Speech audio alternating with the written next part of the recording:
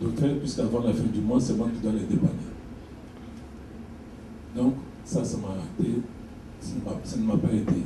J'ai compris qu'il fallait carrément vivre. Ce n'est pas que des difficultés, parce que derrière ça, ce qui fait plaisir, c'est qu'on a des avantages continus.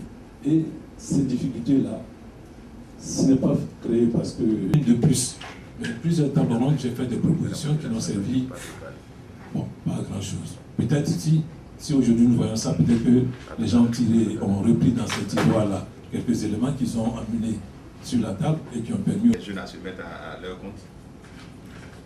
J'ai souvent eu affaire à des jeunes qui m'ont appelé, comme aujourd'hui. C'est un homme social, vous n'avez pas de village. Comment ça a influencé votre... Par jour. Attention, il ne faut pas parler trop fort parce que... Donc, c'est ce que je faisais. C'est que je puisse dire que je n'ai pas d'argent. Mais ce n'est pas mon bénéfice. Dedans, je dois payer mes factures. Et c'est entre 18 et 21 millions de factures que je devais payer chaque semaine. Alors, c'est le reste seulement qui me revient. Mais ce reste-là, il faut payer les véhicules, il faut payer les impôts, il faut payer toutes les autres charges, plus le personnel. Et j'ai fini par mon camion, parce que j'avais le double des clés, pendant que le chauffeur et son convoyeur dormaient. J'ai volé mon camion et je suis venu d'aller.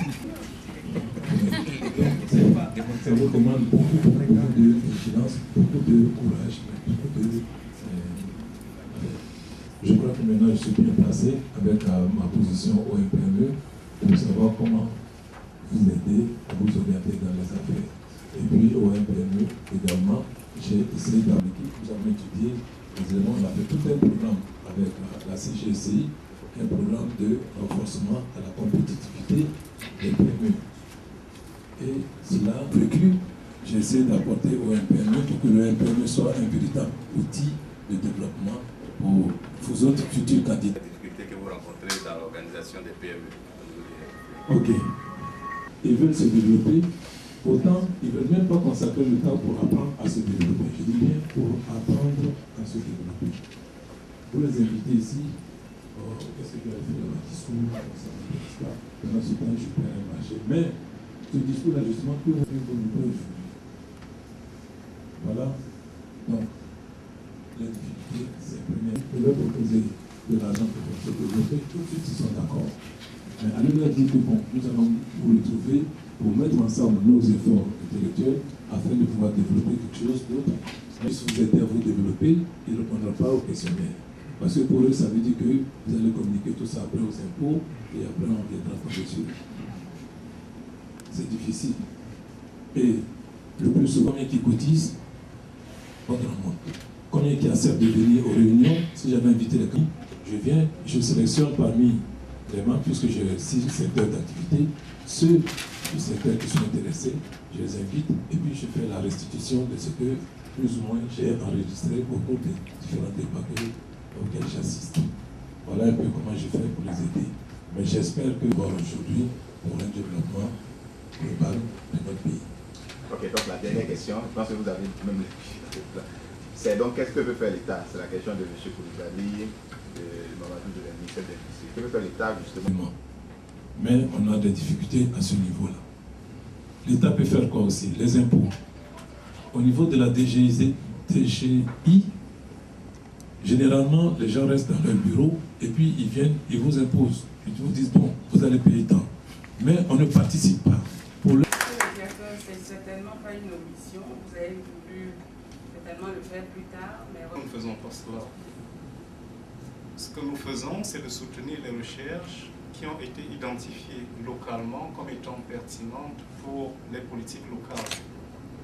Donc, si je n'interviens pas dans les discussions, c'est parce que je m'attends à ce que les sessions sur lesquelles le docteur, l'appropriation des résultats qui pourraient être dérivés d'ici 2 ans, pour informer les politiques publiques. Et nous savons toucher davantage le ministère des PME. Nous savons que rien ne peut être fait si le ministère des Finances n'est pas en arrière pour appuyer, n'est-ce pas, tous pour votre présence. C'est très encourageant de voir que de plus en plus dans nos États, des personnes qui ont de nombreuses responsabilités vont se traiter théorique, déconnectée des préoccupations concrètes. Donc, votre présence ici témoigne d'un changement fondamental d'attitude dans nos États et ça nous encourage parce que c'est important pour nous et que vous ayez défié le docteur allemand. Idéalement, à chaque fois que l'équipe se réunirait, ce serait bien que vous soyez tous là pour leur dire. Nous donner la main et accompagner le développement de notre pays. Pour ne pas aller plus loin que ça, je voudrais juste vous dire merci pour votre présence distinguée et nombreuse et espérer que nous allons tous soutenir la CAPEC pour nous donner des résultats véritablement qui aideront ce pays, surtout les entreprises et l'État, à prendre les décisions et les dispositions qu'il faut pour aller vers le développement de notre pays et atteindre ce niveau tant rêvé par le chef de l'État, à savoir être un pays émergent d'ici l'an 2020. Je voudrais donc, au nom de Madame le ministre de l'Économie et des Finances, déclarer clos cet atelier. Je vous remercie. Voilà, nous n'avons pas eu tort de solliciter Madame Laco. C'était pas prévu, c'était pas écrit. Merci à chacun d'entre vous en vos grades de qualité respectifs. Vous avez bien voulu rester avec nous jusqu'à maintenant. Et par ma voix, le directeur de la CAPEC et le directeur programme du CRDI vous convie à un cocktail de fin de cérémonie. Merci encore et bon retour chez vous. Mais si vous m'encouragez aussi, ce ne sera pas mal.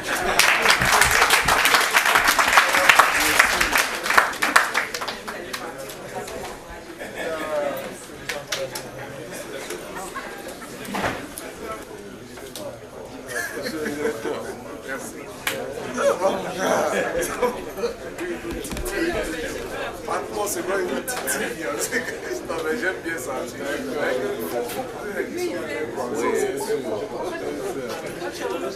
Koulibaly Anouman Rubika. Je suis Madame Koulibaly Anouman Rubika, chef de service à la Direction générale de l'économie. J'ai été très heureuse par rapport au séminaire relatif aux déterminants de la performance des entreprises en Côte d'Ivoire.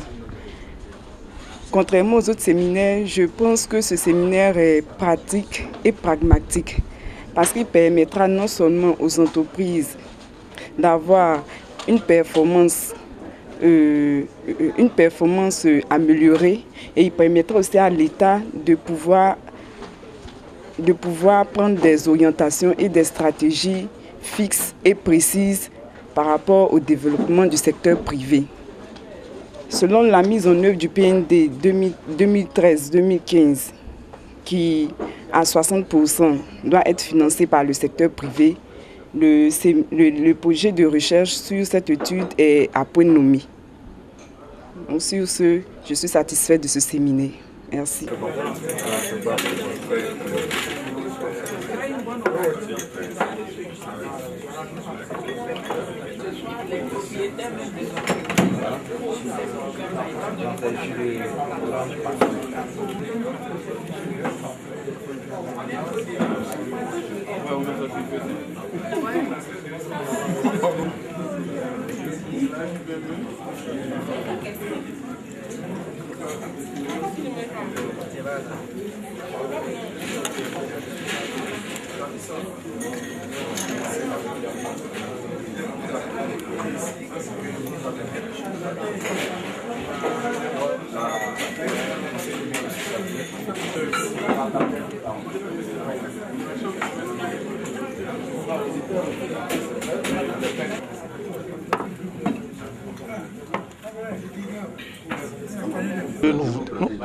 Nous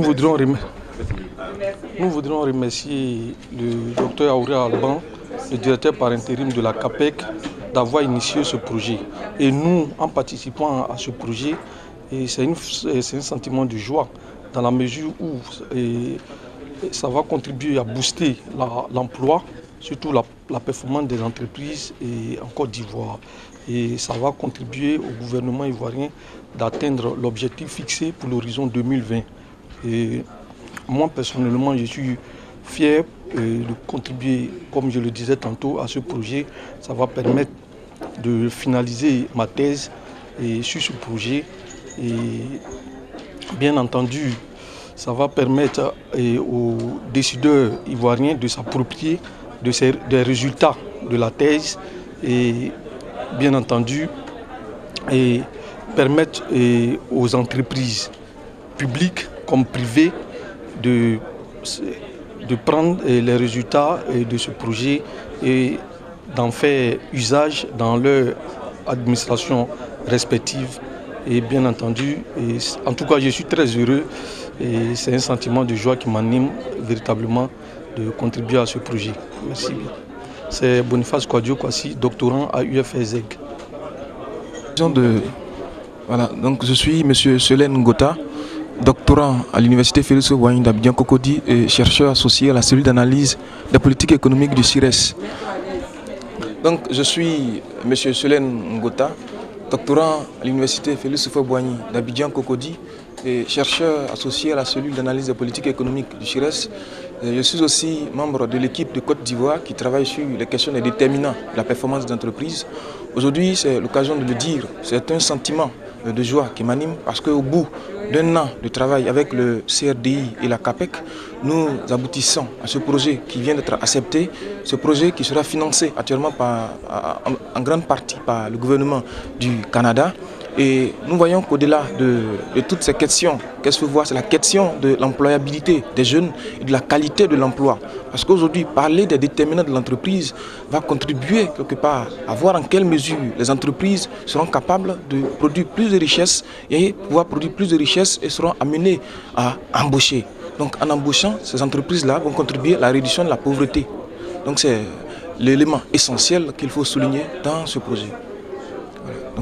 Traoré Noah, doctorant en sciences économiques et de gestion à l'université Félix Houphouët-Boigny de Cocody. Bon, c'est une fierté pour moi d'avoir travaillé sur le projet portant sur les déterminants de la performance des entreprises, le cas de la Côte d'Ivoire, le Sénégal, le Cameroun. Et d'abord, la première satisfaction, c'est d'avoir mérité la collaboration de mes professeurs, je veux dire, les éminents professeurs de la CAPEC, qui ont une expérience avérée en la matière. Donc la première satisfaction d'abord pour moi, en tout cas, c'est les enseignements que j'ai tirés tout le long du processus d'élaboration du projet. D'abord la persévérance, l'endurance, le travail sous pression. Vraiment, c'est des qualités que les gens nous ont inculquées qui aujourd'hui pour moi fait ma fierté et la fierté aussi de la CAPEC.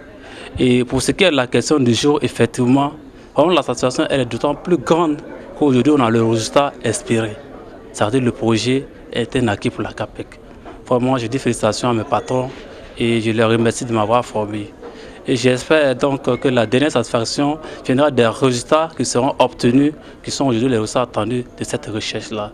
Et je pense que c'est une fierté pour toute la CAPEC entière, tout simplement parce que le projet, même sur la déterminant de la performance des entreprises, répond à un problème clé aujourd'hui de la Côte d'Ivoire, qui est la question de la recherche de la croissance à 12 chiffres. Pour atteindre une croissance à 12 chiffres, il faut nécessairement que les entreprises soient performantes. C'est elle qui produit la richesse. La question de l'emploi des jeunes. Comment résolver la question de l'emploi des jeunes? Il faut nécessairement que les emplois soient créés à partir des activités des entreprises. Mais l'entrepreneur n'est apte à recruter que lorsqu'il y a une croissance donc, de ses activités.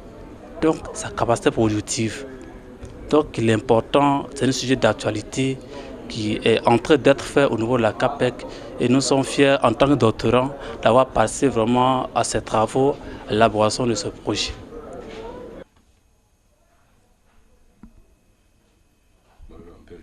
Après la